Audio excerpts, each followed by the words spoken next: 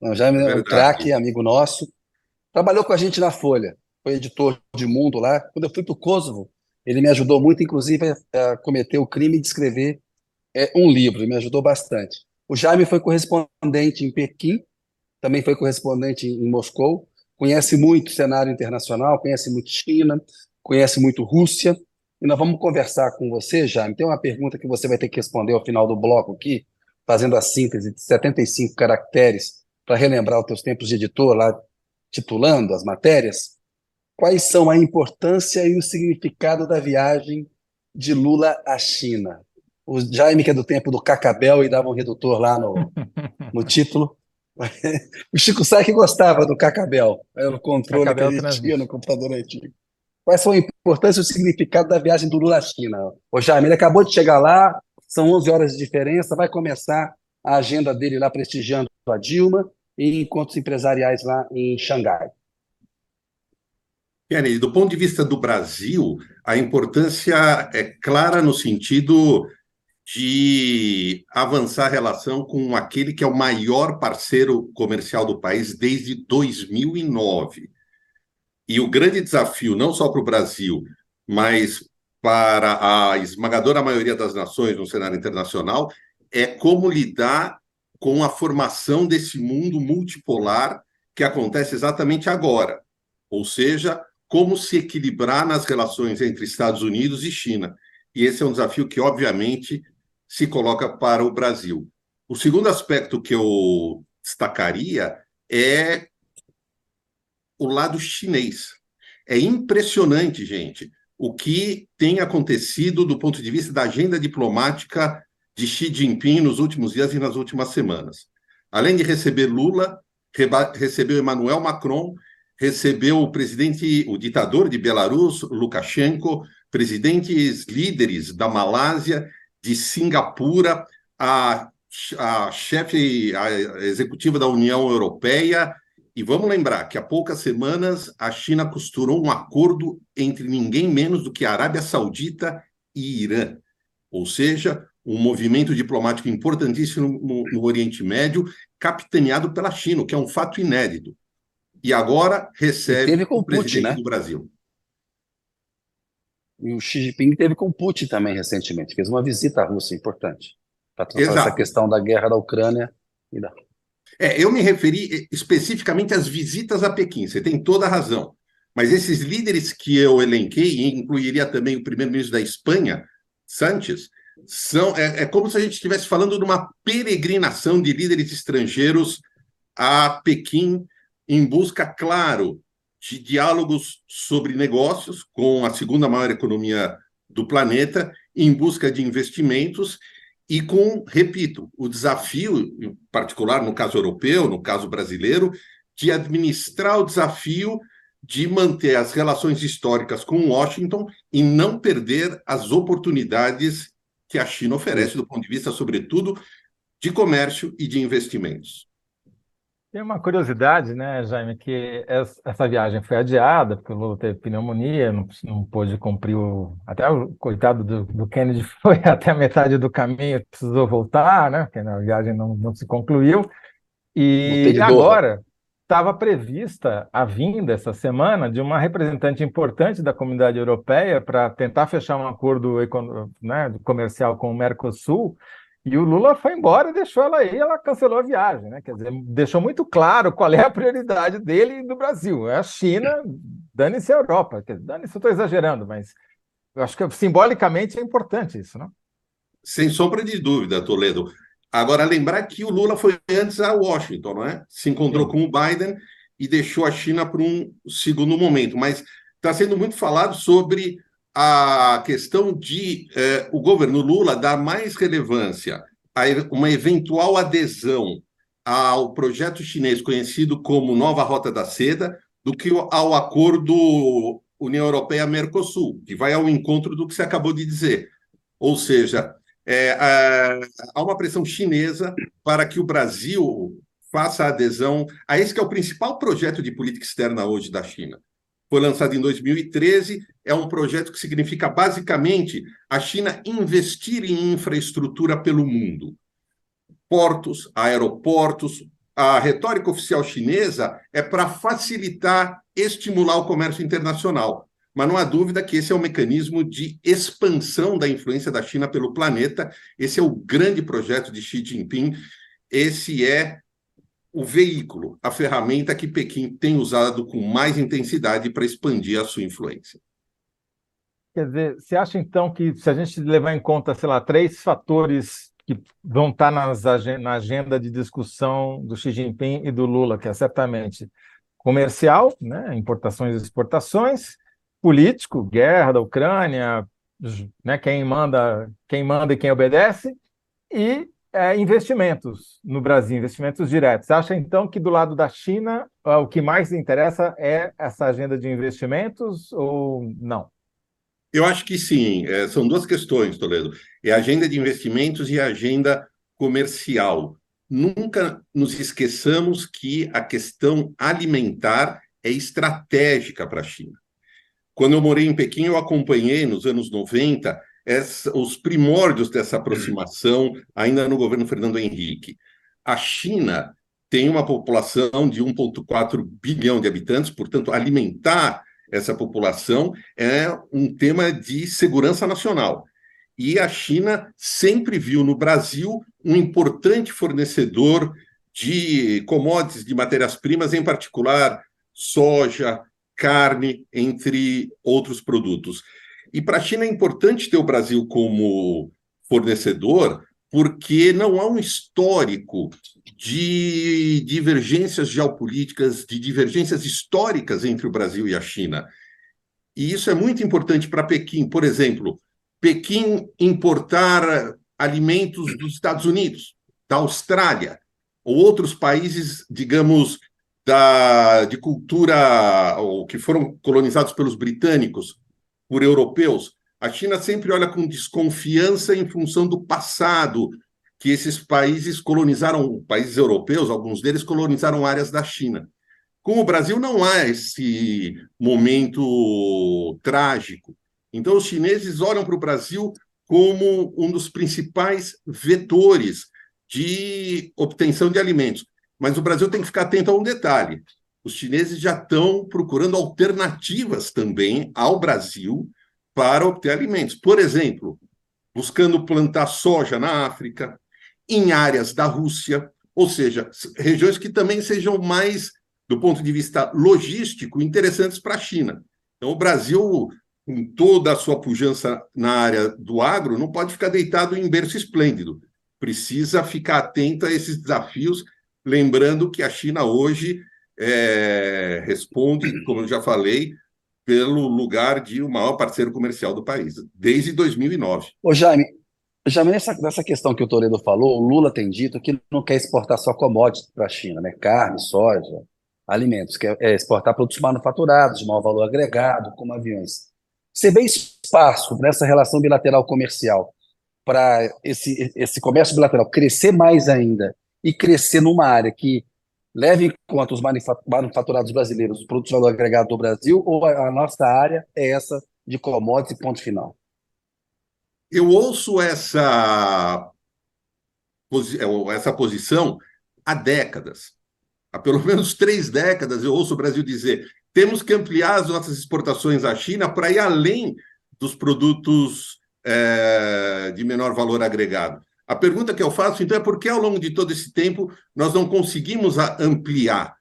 A resposta que eu dou, ou creio que seja a resposta adequada, é que primeiro, nós precisamos aumentar a competitividade de produtos brasileiros de maior valor agregado e precisamos conhecer melhor o mercado chinês.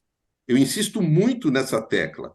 Embora a China seja o nosso maior parceiro comercial há mais de 10 anos, a sociedade brasileira, a meu ver, ainda conhece e ainda debate China num nível muito aquém do que deveria.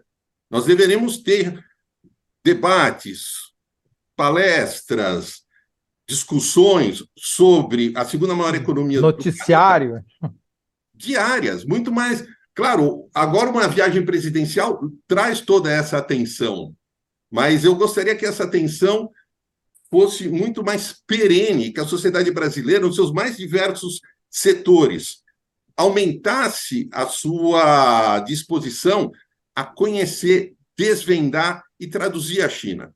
Não é uma tarefa das mais simples, pela distância geográfica, pelas diferenças culturais, mas é uma necessidade, lembrando que nós estamos aí nos primórdios de uma era que a gente pode chamar de era multipolar. Não há dúvida nenhuma sobre a ideia de que o cenário global hoje não é mais o da unipolaridade, tempos do predomínio americano, e tampouco os tempos da bipolaridade da Guerra Fria. Hoje é um cenário com Estados Unidos, China, Índia, União Europeia, e o Brasil tem que achar o seu lugar nesse novo cenário que ainda está só nos primórdios, né? Estamos só no começo dessa nova Jaime, história. nessa questão geopolítica, o Lula espera também sair, né? Isso é o que a gente ouve lá no governo, sair de Pequim com algo mais concreto em relação a um grupo de paz para tentar chegar a um acordo para mediar o conflito entre Rússia e Ucrânia.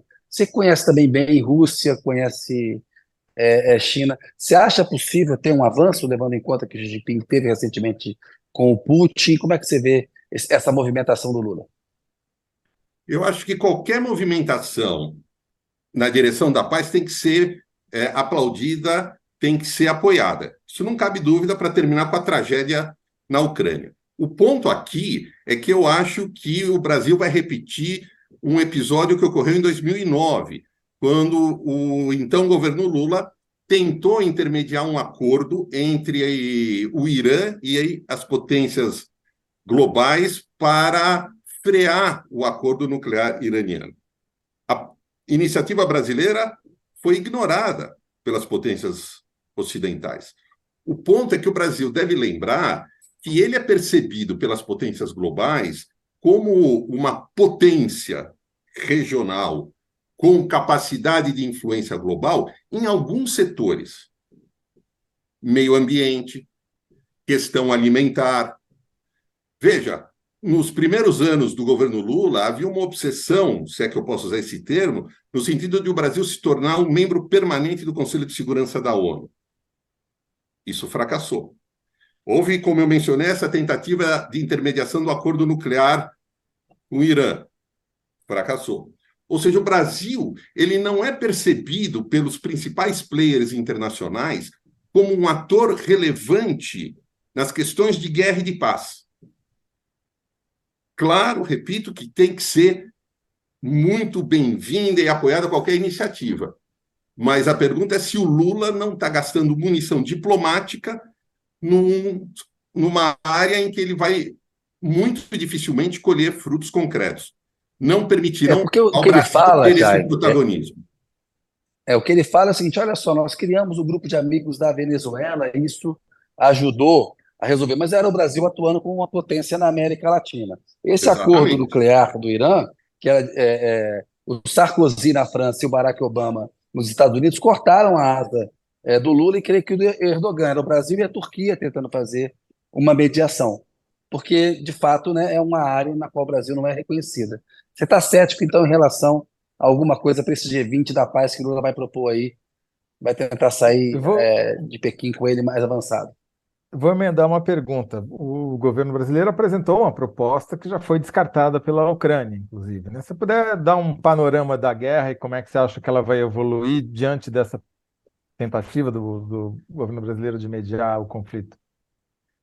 Olha, Toledo, eu infelizmente sou pessimista quanto ao futuro dessa tragédia, dessa guerra. Não vejo possibilidade dela terminar no curto prazo. A tendência maior hoje seria o que a gente poderia chamar de uma cronificação do conflito, porque se a gente olhar os três principais atores da guerra, a Rússia de Putin, a Ucrânia de Zelensky, os Estados Unidos de Joe Biden, nenhum dos três, a meu ver, vai recuar de suas posições maximalistas. A Rússia não vai aceitar um cenário que possa ser encarado como derrota. A Ucrânia não vai aceitar uma solução que signifique perda de território. E os Estados Unidos não vão aceitar uma solução que coloque em xeque a sua credibilidade como líder global, ainda mais no momento em que o seu peso global está em queda.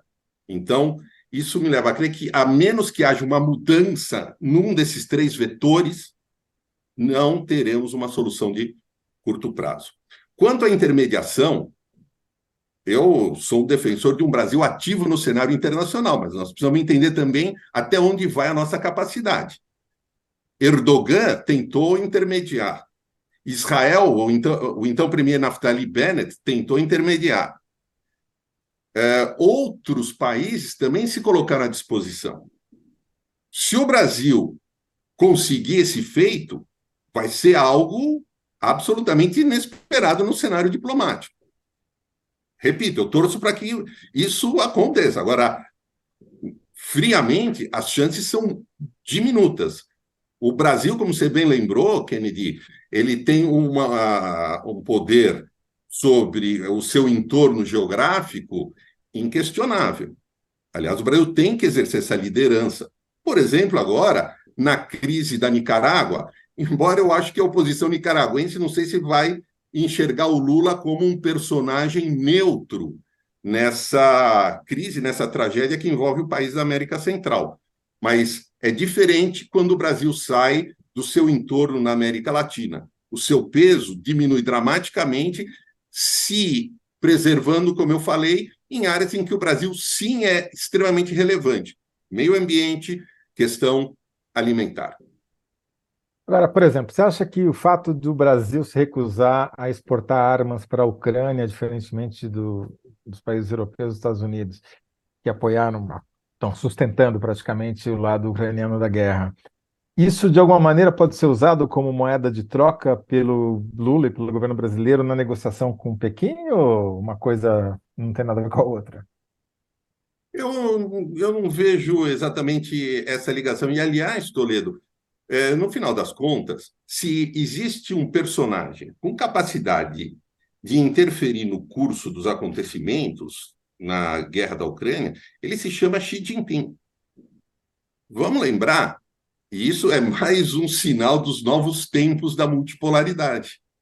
Vamos lembrar que, mesmo quando a Rússia invade a Ucrânia, a 24 de fevereiro de 2022, a China era o principal o parceiro comercial da Ucrânia, um dos principais investidores, ou se não o principal investidor na Ucrânia. Então, havia um diálogo fluido entre Kiev e Pequim. Claro que, diante da guerra, Xi Jinping vai ao encontro de Vladimir Putin, como já estava claro, aliás, há um bom tempo, em particular naquele 4 de fevereiro de 2022, quando o Putin vai a Pequim, a abertura dos Jogos Olímpicos de Inverno, e eles falam na amizade sem limites. Mas o próprio Zelensky já disse várias vezes que veria com bons olhos iniciativas de paz vindas de Pequim.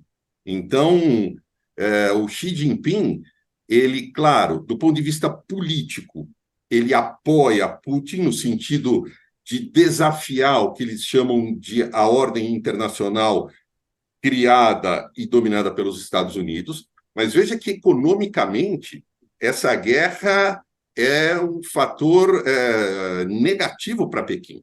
Essa guerra gera, em escala global, duas inflações muito importantes. Em alimentos, né, pelo fato da Rússia e a Ucrânia serem players muito importantes em áreas como trigo, milho, fertilizantes, e provoca uma inflação de energia, pela posição russa como exportador de gás natural e de petróleo. A China é um gigantesco importador de alimentos. A China é um gigantesco importador de energia. Então, o Xi Jinping tem que fazer uma conta. Até onde para ele é interessante, ou até onde ele quer pagar a conta do apoio político ao Putin, pagando o preço de uma inflação que afeta diretamente a economia chinesa. Ô, Jair, mas aí você tocou num ponto interessante, porque em 2009 o Lula procurou a Turquia para mediar o acordo. Ele está apostando as fichas dele no Xi Jinping e na China. Ele falou isso quando ele recebeu o chanceler alemão aqui, e ele está defendendo que a China tenha um papel ativo para tentar acabar com o conflito. Nesse sentido, como o Xi Jinping tem esse peso e a China tem esse peso, será que não pode ter uma novidade? Mas a pergunta, Kennedy, será que o presidente Lula é quem faria o Xi Jinping ter uma mudança de opinião ou de curso em relação, por exemplo, à proposta que a China apresentou recentemente, com 12 pontos, em que pede paz, mas não condena a Rússia. Pede paz, mas não fala exatamente na manutenção da integridade territorial da Ucrânia. A pergunta Na quinta-feira passada, em Brasília, o Lula falou no café com jornalistas o seguinte, que o Putin teria que aceitar se retirar da Ucrânia, mas ele fala, mas não queremos discutir a Crimeia, ou seja, que o Putin conquistou de um ano para cá, ele teria que devolver, que a Crimeia seria uma outra história. Enfim, só estou te dando assim como é que ele pretende, os argumentos que ele está levando para a China e para essa conversa aí. Eu só tenho um grande ceticismo no sentido de achar que seria o Brasil, aí eu não estou falando especificamente do presidente Lula, mas estou falando do peso geopolítico, econômico, que faria Pequim mudar eventualmente de posição. Eu tenho muitas dúvidas sobre isso. Então, o presidente Lula vai colocar essa proposta? Imagino que sim. A pergunta é a reação do Xi Jinping. Isso. Então, eu não... Assim, também arrisco a dizer... Combinou com os chineses, né? Tem que combinar com os russos, com os chineses, no caso aí. Nem com um, nem com o outro, né? Exatamente. Quer dizer, me parece, sem dúvida, uma iniciativa super interessante do Brasil, mas eu imagino quantos líderes também não puderam ou não fizeram ao longo dos últimos meses gestões, se não iguais, semelhantes ao do Lula. Porque imagina o que isso vai representar no plano global, do ponto de vista do chamado soft power, ou seja, quem aparecer para o mundo como um peacemaker, alguém que faça a paz. Então, a minha pergunta é, será que o Xi Jinping colocaria essa azeitona na empada do Lula, a menos que o Brasil prometesse algo em troca para a China, mas seria falando em linguagem diplomática, teria que ser um preço muito alto. Eu não consigo ver o Brasil convencendo o Xi Jinping a fazer uma mudança de posição dramática, pelo menos nesse momento. E nem na empada, nem no pastel, né? Aliás, bom, mas, Jaime, então, pelo que eu estou entendendo, você, do ponto de vista político, pode ser simbólico, né, ser recebido lá, ser bem tratado, etc., etc., mas dificilmente teremos algum gesto mais concreto de ganho para a diplomacia brasileira nesse front. Com relação aos outros dois fronts, de investimento e comércio, você vê algum avanço concreto, alguma coisa mais palpável que possa começar a ser construída nessa viagem? Eu não tenho dúvida que o saldo dessa viagem no plano de comércio e de investimentos deverá ser altamente positivo para o Brasil e, claro, também para a China. Nesse caso específico, as coisas são basicamente combinadas a priori.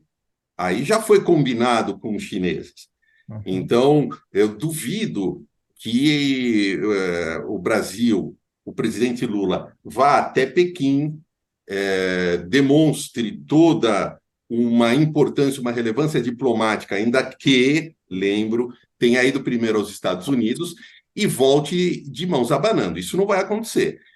E vamos lembrar que o modus operandi da China no cenário global é o que eles chamam de paz econômica. Isso, por exemplo, é o grande discurso da China no Oriente Médio. Olha, façam a paz e eu, China, trago a compensação econômica. Enquanto os chineses dizem que o modus operandi dos Estados Unidos no Oriente Médio é a paz militar, os Estados Unidos impondo a sua política por meios bélicos. Então, não há dúvida de que a visita do presidente brasileiro tem grande utilidade para a China no sentido de demonstrar no cenário internacional quão vantajoso é você hoje colocar suas fichas em Pequim em detrimento de Washington.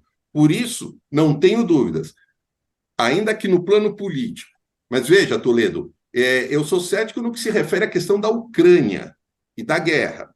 Eu acho que haverá azeitonas na empada no plano político, declarações, por exemplo, sobre a importância do BRICS, declarações sobre a importância da multipolaridade, né? O que eu tenho como, digamos, dúvida é que se produza algo relevante no sentido de trazer a paz em relação à tragédia da Ucrânia. E na questão comercial, você mencionou a nova Rota da Seda.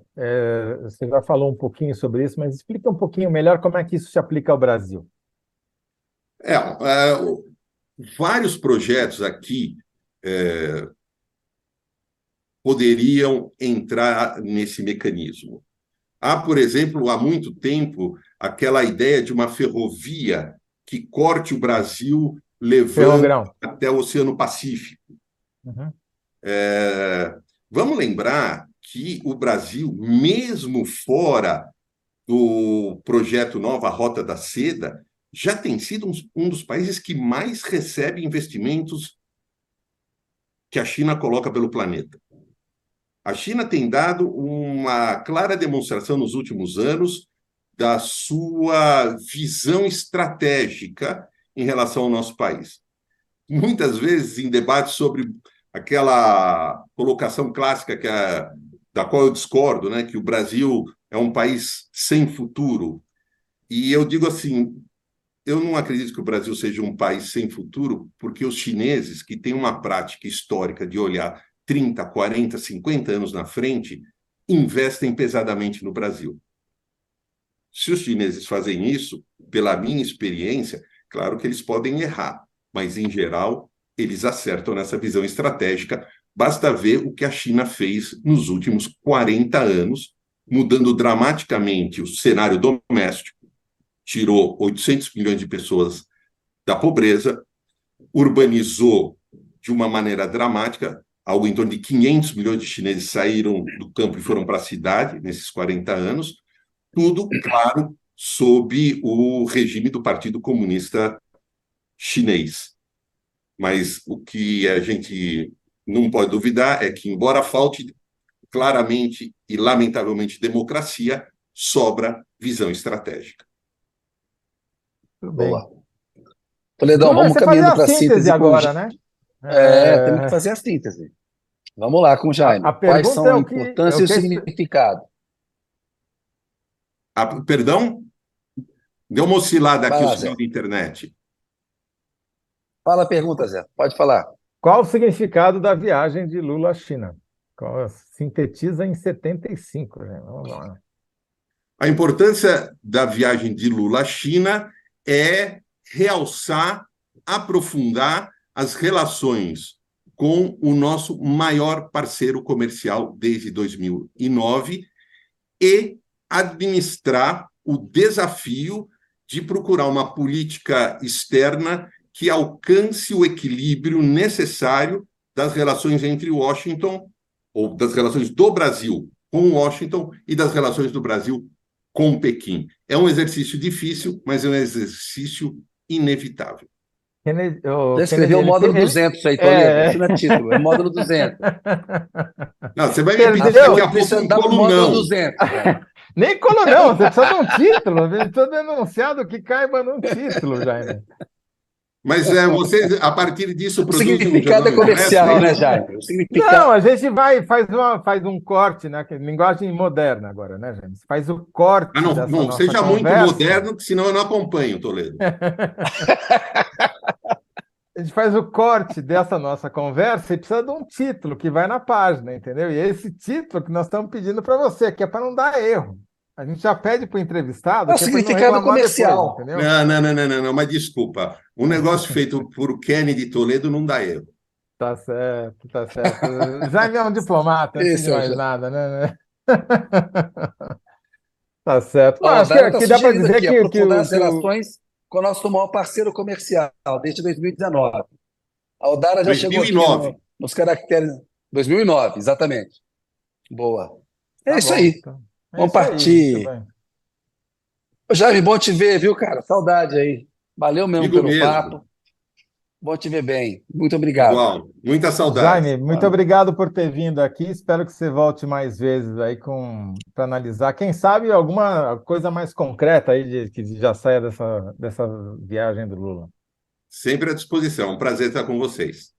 Um abração. Um Um abração. abraço. Valeu, boa Tchau. noite.